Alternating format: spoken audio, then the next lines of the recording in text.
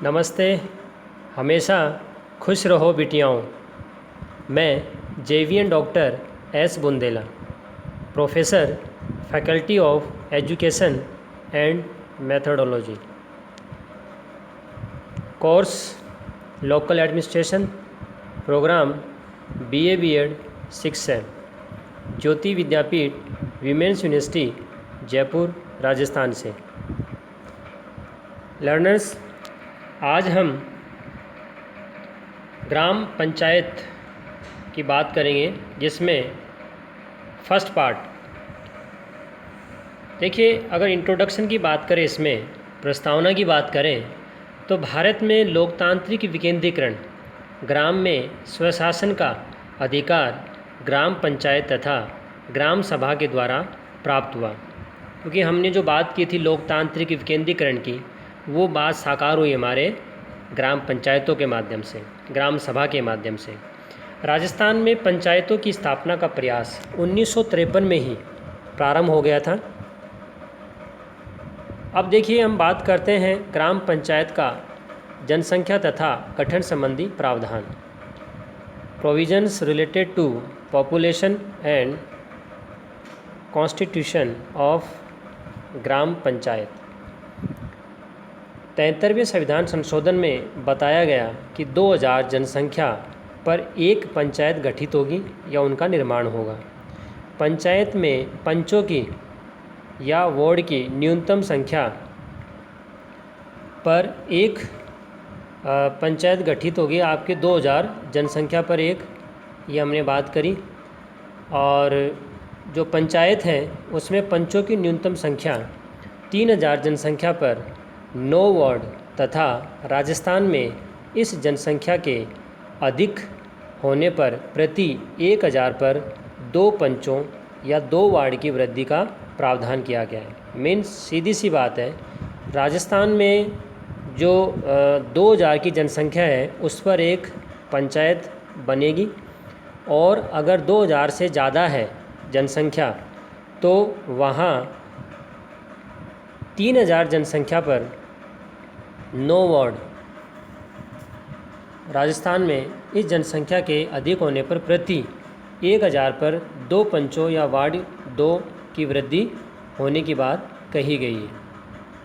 ठीक है, तो कम से कम 2000 जनसंख्या है, वहाँ पर एक पंचायत होगी, और पंचायत में पंचों की न्यूनतम संख्या 3000 जनसंख्या पर 9 वार्ड या 9 पंच होंगे, और राजस्थान में इस जनसंख्या के अधिक होने पर 1000 पर 2 पंच या 2 वार्ड बढ़ जाएंगे।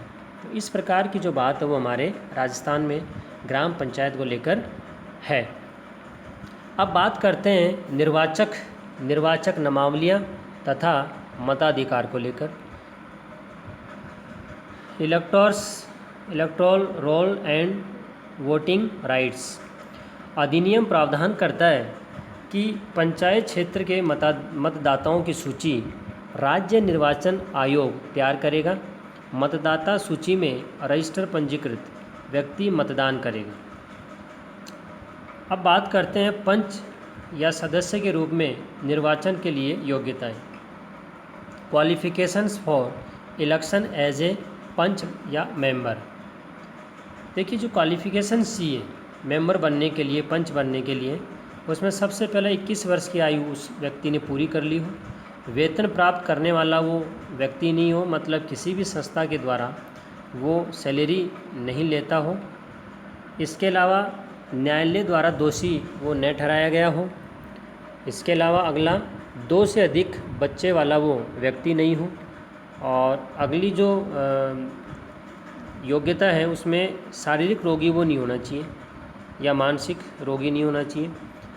इसके अलावा अगला है सरकारी सेवा में वो किसी गलत आचरण के कारण सेवा से मुक्त नहीं हुआ हो। तो इस प्रकार की जो बातें हैं वो योग्यताओं को लेकर है ग्राम पंचायत में। अब बात करते हैं दोहरी सदस्यता पर बंधन, बाइंडिंग ऑन ड्यूल मेंबरशिप। कोई भी व्यक्ति अधिनियम द्वारा अधिकृत संस्था के द्वारा 2 या अधिक पंचायती राज संस्थाओं का सदस्य नहीं हो सकता है। तो एक संस्था में एक ही व्यक्ति चुना जाएगा, किसी 2 संस्थाओं में वो एक साथ काम नहीं कर सकते हैं।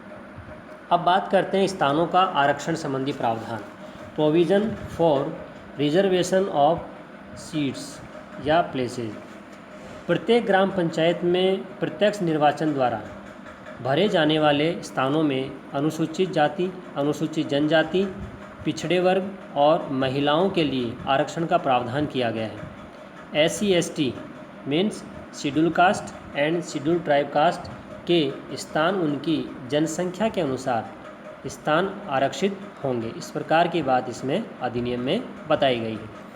अब बात करते हैं पंचायत का कार्यकाल को लेकर, टेन्योर ऑफ पंचायत। देखिए, पंचायती राज अधिनियम 1994 के अनुसार पंचायत का कार्यकाल 5 वर्ष है। 5 वर्ष कार्यकाल पूर्ण होने पर या भंग होने पर 6 महीने में पुनः चुनाव करवाए जाने जरूरी है। इस प्रकार की बात कहीं न कहीं इस अधिनियम में बताई गई है। अब हम बात करते हैं अविश्वास प्रस्ताव संबंधी प्रावधान। Provision for no confidence motion, किसको लेकर? जो सरपंच है, उप सरपंच है, उसके अविश्वास प्रस्ताव को लेकर, ठीक है, नो कॉन्फिडेंस मोशन को लेकर। देखिए, पंचायत के सरपंच या उप सरपंच को अविश्वास प्रस्ताव के माध्यम से हटाए जाने के लिए अधिनियम में प्रावधान किया गया है और उसमें ये बताया गया है कि पंचायत के निर्वाचित सदस्यों में से कम 1/3 मीन्स 1/3 सदस्यों के द्वारा हस्ताक्षरित मीन सिग्नेचर के साथ लिखित नोटिस प्रस्ताव की प्रति सहित नोटिस पर हस्ताक्षर करने वाले सदस्यों में से किसी एक सदस्य द्वारा सक्षम अधिकारी को प्रस्तुत किया जाता है। अधिकारी पंचायत में इसकी प्रति भेजता है। इसके बारे में बताता कि भाई उन्मुक्त अधिकारी के लिए अविश्वास प्रस्ताव आया है। इस प्रस्ताव पर विचार के लिए पंचायत कार्यालय पर 1 महीने के अंदर तय तारीख को बैठक बुलाई जाती है। बैठक की सूचना सदस्यों को 7 दिन पहले दे दी जाती है। बैठक की अध्यक्षता सक्षम अधिकारी करता है। प्रस्ताव यदि 2/3 या 2/3 सदस्यों के द्वारा पारित हो जाए तो इसकी सूचना पंचायत कार्यालय के नोटिस बोर्ड पर लगाई जाती है और इसकी सूचना राजपत्र में भी मीन्स गजट में भी प्रकाशित की जाती है। क्योंकि देखिए, जब तक राजपत्र में इसके बारे में प्रकाशन नहीं होगा तब तक इस बात को वैध नहीं माना जाएगा। अब हम बात करते हैं पदों से त्यागपत्र संबंधित प्रावधान। Resignation related to resignation from posts. Panchayat का सरपंच या उप सरपंच या पंच विकास अधिकारी को संबोधित स्वहस्ताक्षरित लेख द्वारा अपने पद से त्यागपत्र दे सकते हैं। बहुत बार कई बार ये कंपटीशन में आता रहता है कि जो पंचायत का सरपंच है या उप सरपंच है या पंच है, अगर अपना त्यागपत्र देना चाहता है तो वो किसको संबोधित करते हुए देगा? तो वो है विकास अधिकारी को। ठीक है, देखिए, अधिकारी के प्राप्त करने के 15 दिन की अवधि में पुनः उसे नहीं लिया जाता है तो वह प्रभावी हो जाता है। मान लीजिए किसी ने 15 दिन तक उसको वापस नहीं लिया तो 15 दिन बाद में वो उसका त्यागपत्र स्वीकृत हो जाता है। अब बात करते हैं पंचायत की बैठक, पंचायत मीटिंग्स। पंचायत 15 दिन में कम से कम एक बार पंचायत कार्यालय में बैठक करेगी। ये इस प्रकार की जो बात है वो अधिनियम में बताई गई है। अब हम बात करते हैं वार्षिक बजट, लेखे और संपरीक्षा। तो annual budget, accounts and audit, इससे रिलेटेड बात करते हैं।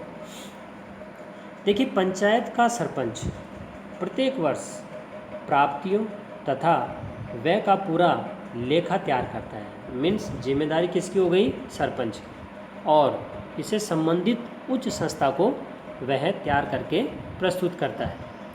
यह प्रस्ताव विकास अधिकारी को प्रस्तुत किया जाता है, क्योंकि देखिए, जो सरपंच है वो कहीं न कहीं अपने सभी काम प्रशासनिक अधिकारी, विकास अधिकारी से संपर्क में होकर करता है, तो कहीं न कहीं ये बजट भी उन्हीं को देता है। अधिनियम के अनुसार विकास अधिकारी इसकी नियमानुसार स्वीकृति करवाता है। मीन्स आगे की जो प्रशासनिक संस्था है सक्षम, उनसे फिर वो उसको बजट को स्वीकृत करवाता है। इस पर राजस्थान स्थानीय निधि संपरीक्षा अधिनियम 1994 के उपबंध लागू होते हैं। मीन्स जो पंचायत हैं वहाँ पर इनके अगर खातों की जांच करनी हो तो उसके लिए राजस्थान स्थानीय निधि संपरीक्षा अधिनियम 1994 की बातें लागू होती हैं। जो कैग है, भारत का नियंत्रक और महालेखा परीक्षक, उसके द्वारा भी पंचायत के लेखों की जांच की जा सकती है। तो कहीं न कहीं जो पंचायत में जितने भी आपके खाते हैं उन सब की जांच करने का काम कैग भी कर सकता है।